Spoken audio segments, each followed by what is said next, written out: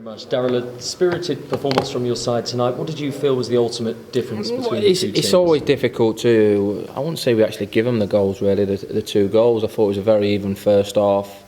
Not a lot in the game, but they find themselves 2-0 up. Second one's obviously a great free kick. Probably more disappointed about the first one because we shouldn't allow them to counter-attack on that. And then, to be fair, I thought it was on top majority of the first half other than the two goals. So you're obviously chasing a game at half time, so we change things around a bit, get more forward thinking players.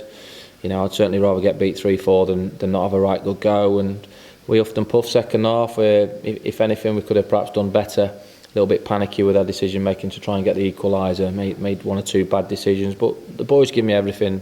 That's, you know, the way to go about it. Let's not forget there were two divisions between the two teams last year. Bolton have got players that are championship players that find themselves in League One. They've got good players, but I thought we give them a right good game today. I really do. I thought the players can take confidence from that and belief. That's what I want them to do, and we want to keep on improving, keep moving the club forward. It's disappointing to lose our record, but it's a record the lads can be proud of, and now it's about trying to set new records. So across the 90 minutes, did you feel your side were worthy of it? Listen, it was, I'm not going to take credit away from Bolton because I thought the second half they got well organised, they dropped players in, and Phil's a very good manager with Steve Parkin, and they seen the game out. So I don't want to take credit away from Bolton. They got the 3 points. I just thought, maybe on another day we might have nicked something. In terms of the changes, obviously you made a couple of switches at half time. So from your own perspective, there was nothing short of attacking intent to try and get something. No, that's what I say. Listen, people harp on about formations and disciplines all the time, but for me, half time we sort of knew that we obviously were 2-0 down, so we need to bring more attack-minded players onto the pitch and be a little bit more, even more adventurous than we are. But I don't think we're a defensive team at all. I always play with two up top. We break. We've got plenty of pace inside.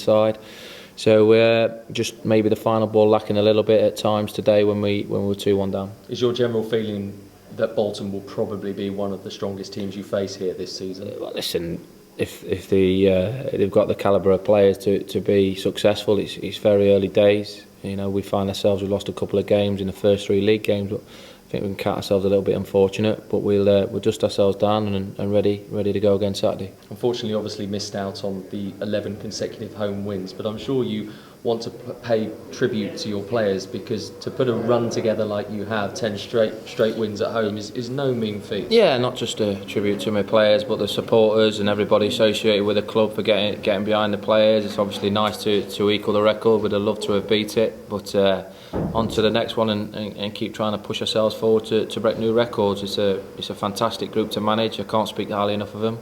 We've got to raise our quality. We know that. We don't kid ourselves that we've got to keep learning and keep improving.